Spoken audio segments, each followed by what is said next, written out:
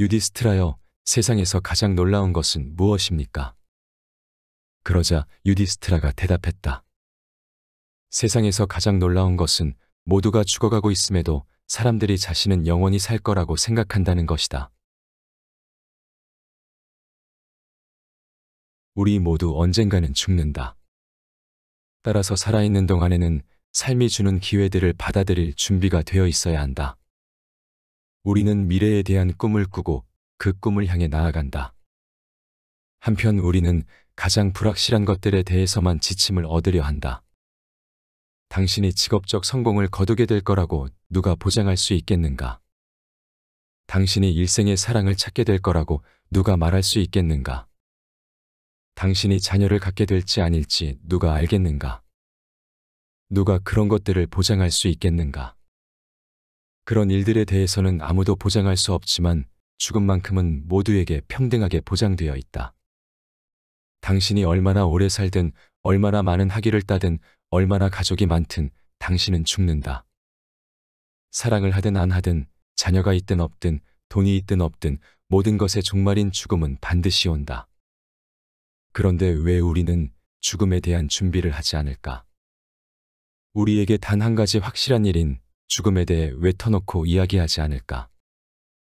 삶에는 말로 표현될 수 없는 순간들이 있다. 자신의 마음 가장 깊은 곳까지 파고 들어가 의미와 진실을 찾는 순간들이 그렇다. 죽음의 시간은 그런 순간들 가운데 하나다. 릴케는 젊은 시인에게 보내는 편지에서 종말의 체험에 대한 가장 숭고한 설명을 내놓는다. 주인공과 지켜보는 사람들 모두에게 죽음은 말이 미칠 수 없는 영역이다. 죽음의 체험에 대한 가장 적절한 표현은 말로 다 할 수 없다는 것이다. 인간의 삶에서 죽음의 과정만큼 강렬한 체험은 아마 탄생뿐일 것이며 어쩌면 그것이 우리가 죽음의 순간을 그토록 두려워하는 이유인지도 모른다. 우리 모두가 죽음을 겪게 될 것이고 사랑하는 사람이 죽어가는 걸 지켜보아야 한다는 사실만큼 마음을 어지럽히는 것도 없다. 많은 사람들이 죽음이 두렵다고 말하지만 그들의 삶을 지켜보면 경악하지 않을 수 없다. 대부분 술을 너무 많이 마시고 담배를 너무 많이 피우고 일을 너무 많이 하고 불평을 너무 많이 하고 고통을 너무 많이 받는다. 그들은 삶을 충분히 누리지 않는다. 나는 그들에게 참으로 용감하다고 따끔하게 한마디 해주고 싶다. 죽음을 두려워하면서도 죽음을 향해 미친 듯이 질주하고 있으니 말이다. 죽음이 두렵다고 말하는 사람들은 보다 책임감 있게 죽음을 두려워해야 한다. 죽음을 존중해야 한다. 두려움이나 용감함이 인간을 죽음에서 구해주지는 못하지만 죽음에 대한 존중은 우리의 선택의 균형과 조화를 가져다 준다. 죽음에 대한 존중은 신체적 불멸성을 가져다 주지는 못하지만 가치 있는 삶의 의식적 체험을 가능하게 해준다. 고통은 완화되고 슬픔은 행복에 상쇄된다. 물론 축하주를 과하게 마실 때도 있고 흡연이 생각의 깊이를 더해주고 이른 자아 실현을 도와주지만 그 모든 것이 알맞고 적당해야 한다. 인간은 죽음을 속일 수 있다고 생각하고 싶은 유혹을 느끼기도 하지만 죽음을 속이기에는 너무 무지하다. 죽음의 날에만 죽는 것이 아니다. 자신이 살아있음을 인식하든 그렇지 않든 살아가는 모든 날들에 죽는다. 하지만 그런 인식이 결여된 모든 날들에 더 빨리 죽는다. 우리는 죽음의 날에 앞서 버림받았을 때 죽는다. 죽음 후 잊혔을 때 죽는다.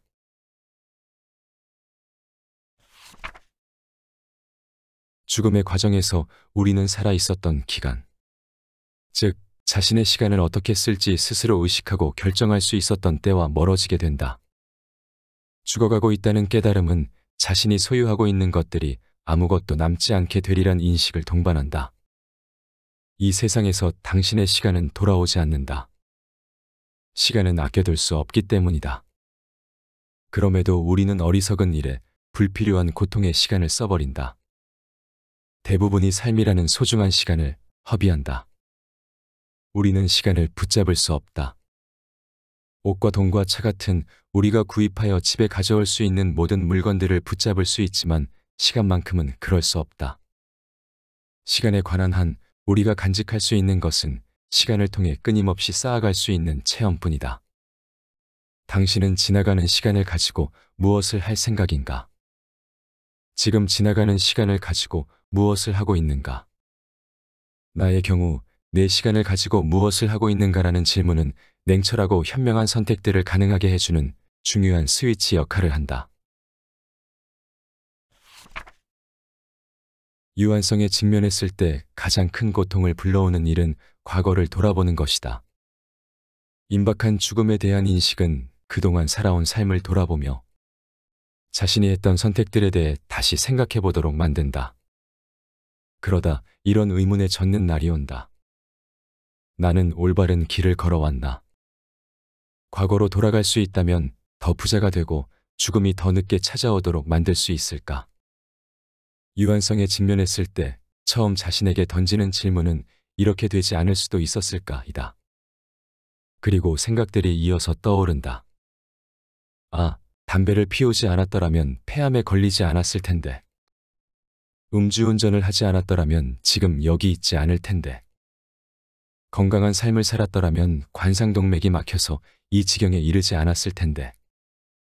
이런 집안에 태어나지 않았더라면 병에 걸리지 않았을 텐데.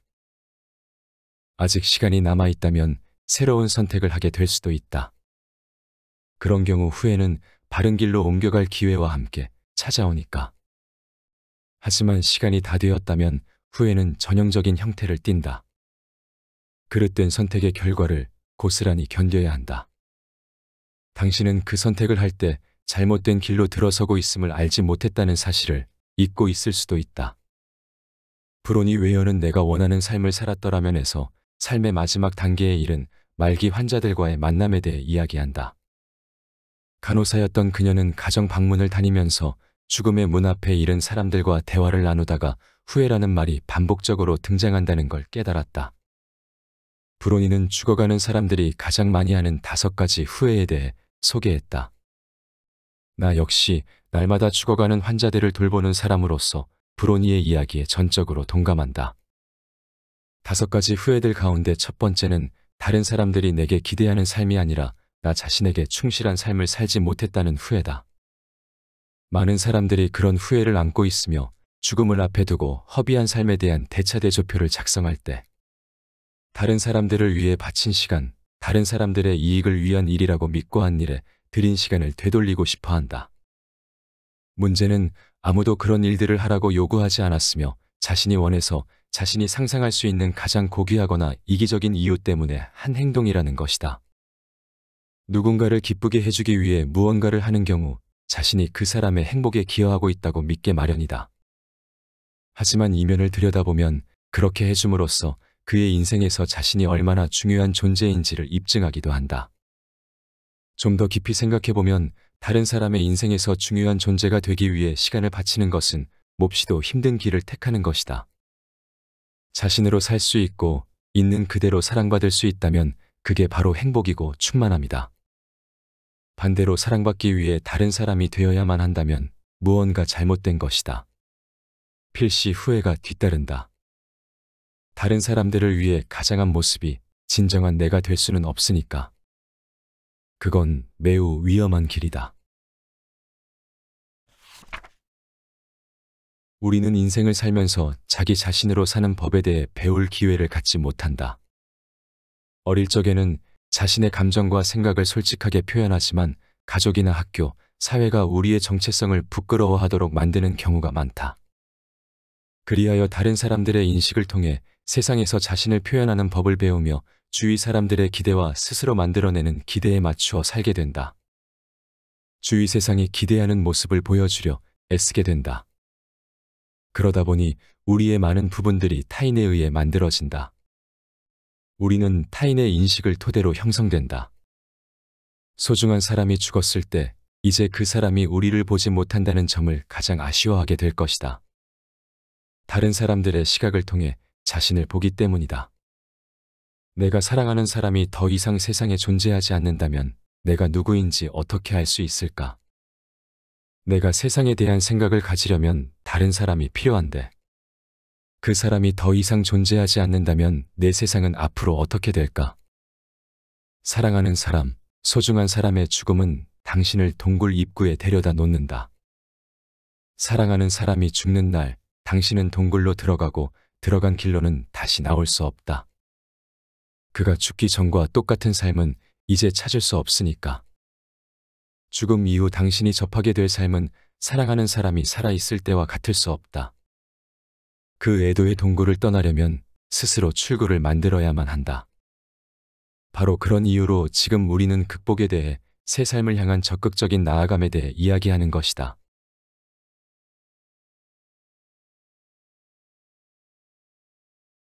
앞에서 소개한 내용은 죽음이 물었다에서 가져왔다. 불확실한 세상에서 한 가지 확실한 사실이 있다면 우리 모두는 언젠가 죽는다는 것이다. 하지만 우리는 죽음을 애써 외면하며 삶이 영원할 것처럼 행동한다. 우리는 잊지 말아야 한다. 우리는 언젠가 죽으며 삶은 결코 영원하지 않다는 사실을. 우리에게 주어진 날들이 영원하지 않음을 깨닫게 되면 그만큼 우리의 삶은 더 소중해진다. 이 책은 삶과 죽음에 대해 다시 한번 생각해보게 만든다. 저자인 아나 아란치스는 브라질의 완화 의료 전문가로 20여 년이 넘도록 삶과 죽음을 가까이서 경험했다. 그리고 누군가의 마지막 시간을 돌보면서 경험한 삶과 죽음의 모습을 이 책에 담았다. 흔히 완화 의료를 안락사처럼 삶을 포기하고 죽음을 기다리는 것으로 생각할 수 있지만 사실은 그렇지 않다. 완화 의료는 환자가 끝까지 인간으로서 품위를 지킬 수 있도록 도와주며 남은 삶을 고통 없이 의미 있게 보낼 수 있도록 해주는 것이다. 수많은 환자들을 지켜봐온 저자는 평온한 마지막을 보내는데 제일 중요한 것으로 일상에 충실한 태도를 꼽았다. 이러한 태도는 생의 마지막 순간에 이르러서는 결코 준비할 수 없으며 삶을 살아가는 동안 계획하고 준비해야 한다. 저자는 인생의 주인으로서 매 순간 최선을 다하고 만족하는 자세만이 마지막까지 인간의 존엄을 지킬 수 있는 방법이라고 전한다. 이에 대해 일찍이 레오나르도 다빈치는 말했다. 잘 보낸 하루가 행복한 잠을 가져오듯이 잘 쓰인 인생은 행복한 죽음을 가져온다. 결국 죽음에 이르러 후회도 미련도 없는 사람들은 인생을 아낌없이 잘 쓴 사람이다. 우리에게는 지금 얼마의 시간이 남아 있을까? 지금 우리에게 죽음이 닥친다고 해도 후회하지 않을 자신이 있는가? 이 책과 함께 삶과 죽음에 대해서 다시 생각해 볼 기회를 가져보길 바란다.